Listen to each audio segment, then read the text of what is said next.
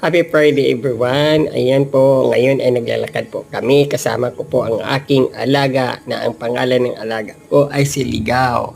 Ayan po ay araw-araw po kami naglalakad. Iba-ibang lugar sa baryo namin po. Kaya ngayon, ito po, naglalakad kami ulit para exercise sa aming dalawa. Kaya, thank you for watching. Bye-bye.